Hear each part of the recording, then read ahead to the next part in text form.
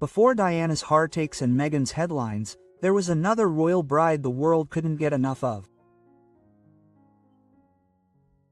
Grace Kelly, Oscar-winning actress, Hollywood's cool blonde, America's darling, gave up everything in 1956 to marry Prince Rainier II of Monaco, a man she'd met only once before his proposal. It was the wedding of the century. But behind the silk and television cameras was a woman who traded her freedom for a crown and slowly disappeared behind the palace walls. What didn't the cameras show? 2 miscarriages, banned films, a desperate letter to Hitchcock, nervous breakdowns, loneliness, and rumored affairs. And Prince Charming, Rainier, became distant and cold. This is not a royal love story. It's a quiet tragedy in pearls and protocol. This is the truth about the marriage of Prince Rainier and Grace Kelly. A perfect understanding. Their meeting was no accident. It was a calculated move, photographed and staged, intended to change 2 lives and the country's future. In May 1955, Grace Kelly, the Queen of Hollywood, arrived on the French Riviera. She was 25 years old. She was newly crowned Oscar winner for Best Actress in The Country Girl, and thanks to Hitchcock's Call Me a Killer and Rear Window, she had become a superstar.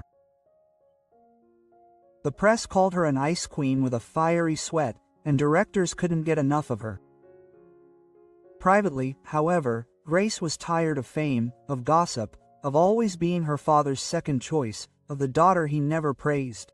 In the spring, she accepted an invitation to the Cannes Film Festival. The official reason, to promote The Country Girl on behalf of the American film industry. An unofficial meeting with the aristocracy. Paris March magazine, always looking for headlines, arranged this meeting. The editorial plan, to pair Hollywood's most sought-after blonde with one of Europe's most eligible bachelors, Prince Rainier II of Monaco. The timing wasn't romantic, it was political. Monaco was struggling for survival. The once glamorous casino state was in decline. Europe's post-war Riviera, at least. Rainier, then 31, had ruled since 1949. But pressure was mounting. If he didn't marry quickly and secure an heir, Monaco could, according to a 1918 agreement, return to France. Aristotle Onassis, who had secretly acquired a majority in the casino empire, was pressuring Rainier to marry, preferably to a woman who would enhance Monaco's global image.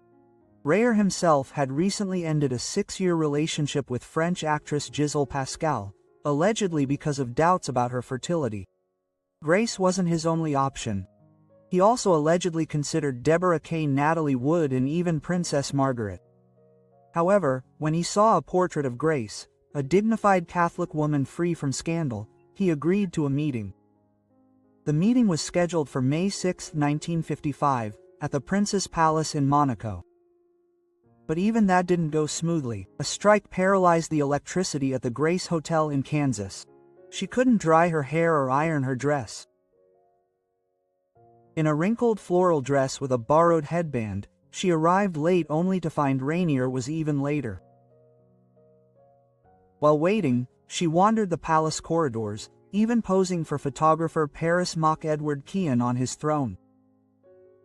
When Rainier finally appeared, he led her through the private zoo and reportedly impressed her by reaching into the tiger's cage and petting it.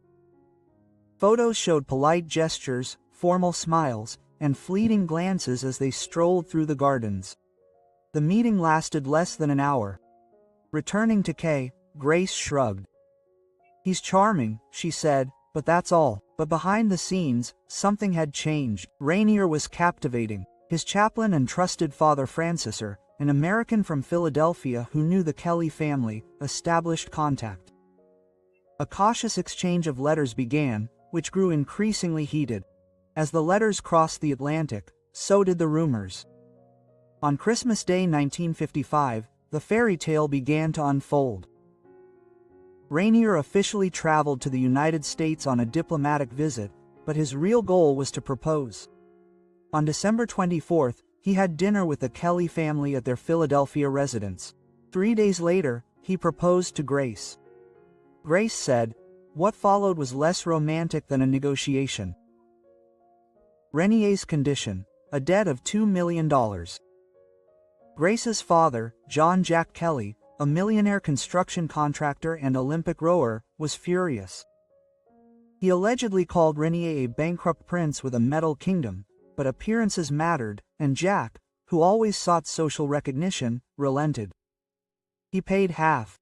Grace herself gave the other $1 million, carefully saved from her acting career. But that was not all. Even before the official engagement, the palace demanded a gynecological examination to confirm Grace's fertility. It was performed discreetly in a private clinic outside Philadelphia, away from the media.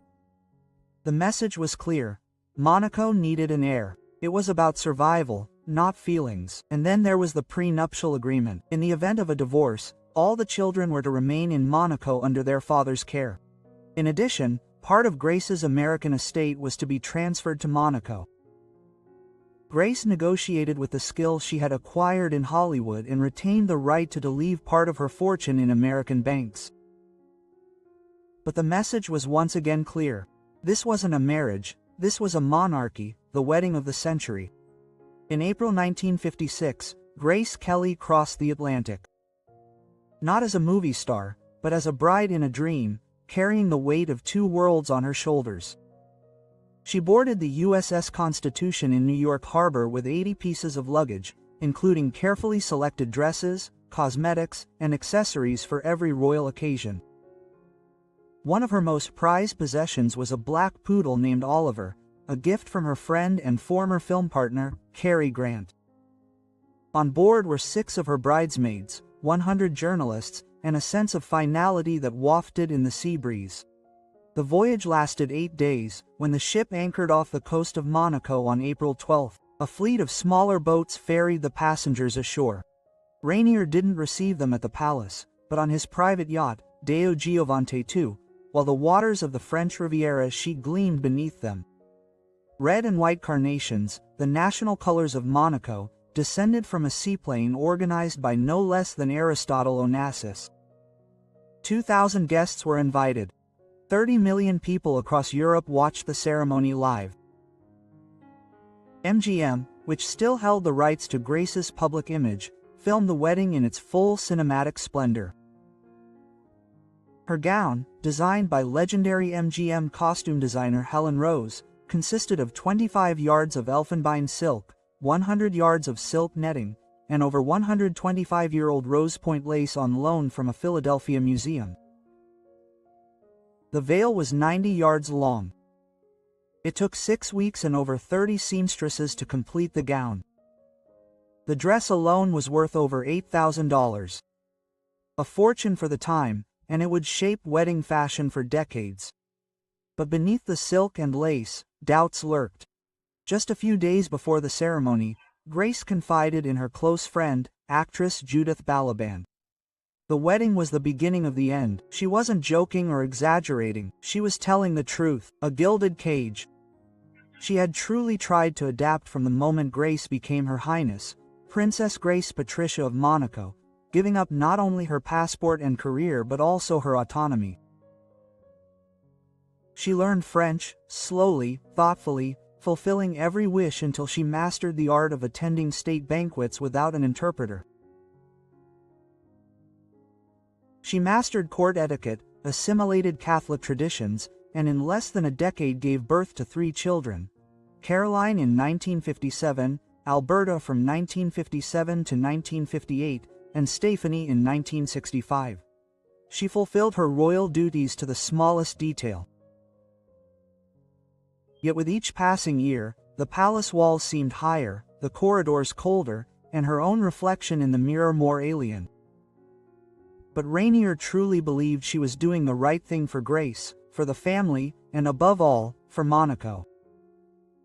His idea of marriage was not romantic, but institutional.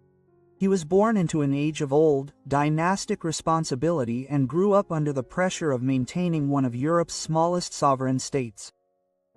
Rainier was always aware that his private life was never entirely his own. From the moment he ascended the throne in 1949, the weight of history rested on his shoulders. By the early 1950s, Monaco's economy began to falter. Casino revenues were dwindling, and the principality's identity was fading. Rumors were already circulating in Paris that Monaco might soon become French territory again. The solution Rainier envisioned was a transformation, and it began with its external image. Marrying Grace Kelly was not a purely personal decision. It was a geopolitical move. Her fame, elegance, and American origins instantly drew global attention to Monaco. For the first time in decades, the world turned its gaze to the rock. Tourism flourished, investments grew. The Grimaldi brand was stronger than ever before. However, with this success also came the need to control the public narrative. Rainier didn't see the ban on Grace's films in Monaco as cruelty, but as protection. In his eyes, the role of the princess demanded dignity, mystery, and reserve. The idea that his subjects might watch his wife in kissing scenes, bedroom comedies, or emotional breakdowns on screen was unacceptable to him. It blurred the lines between fantasy and monarchy. For Rainier, Grace no longer needed to be a star, but a quiet, untouchable symbol of stability and grace. He didn't want to silence her because of her past. He wanted to erase the contradictions. In his worldview, love followed duty, and image was key. He didn't marry Grace Kelly. He married Princess Gracia Patricia of Monaco, and she was the only woman he could see. But Grace wasn't just a wife and mother, she was an artist. And when Alfred Hitchcock offered her the lead role in a bleak, dark, psychologically challenging comeback, Grace was delighted. Rainier, initially supportive, began to have doubts when the conservative Monaco press became outraged. The notion that their princess could play a sexually traumatized thief shocked the public. Even palace advisors warned that the film could damage the Grimaldi name.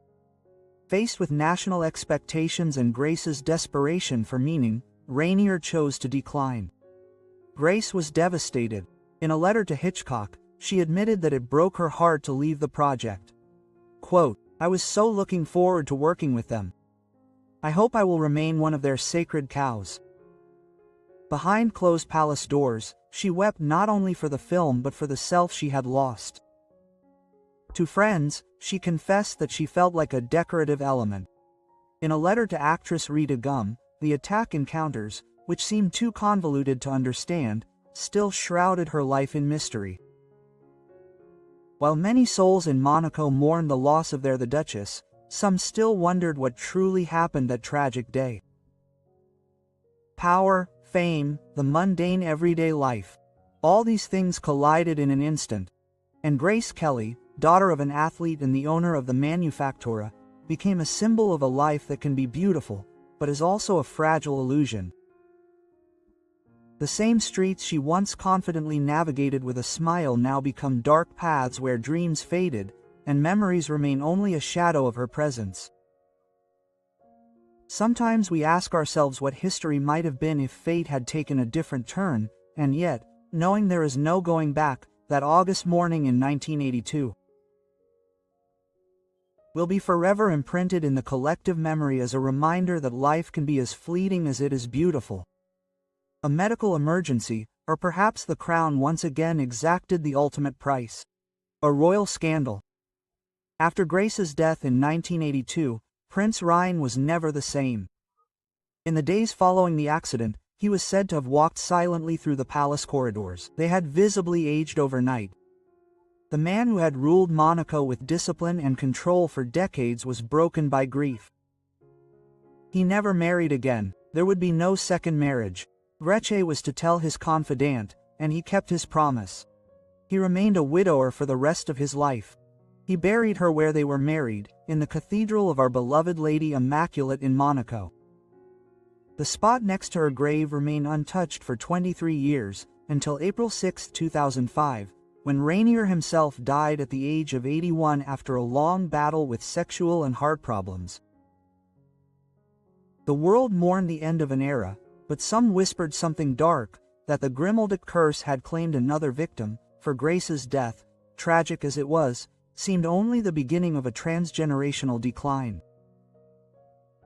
Her eldest daughter, Princess Caroline, was once lamented as the next Grace, elegant, educated, and fiercely private. However, her love life bore a resemblance to her scars of misfortune. In 1978, she married banker Philip Junot, a playboy, who was 17 years her senior. The marriage broke up after just 2 years amid rumors of infidelity and incompatibility. She found love again with Stefano Casiraghi, an Italian motor yachtsman and heir to millions. They had 3 children. However, in 1990, Stefano died in a tragic boating accident off the coast of Monaco. Caroline was only 33 years old at the time. She was a widow, as her mother feared. She later married Ernst August von Hanover, but this marriage also ended in scandals and separations. Prince Albert, Grace's only son and the current Prince of Monaco, carried the burden of inheritance from a young age. For many years, he refused to marry, which only fueled the rumors. He recognized 2 illegitimate children, one with an American real estate agent, the other with a Togolese stewardess. Neither of them has a right to the throne, according to Monaco law. When he finally married South African Olympic swimmer Charlene Wittstock in 2011, it seemed like a fairy tale repeating itself.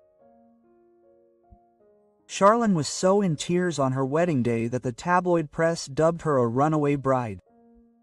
Shortly after the ceremony, she disappeared from public life for almost a year, officially due to health problems, but rumors circulated about marital problems, failed escape attempts, and a palace under immense pressure.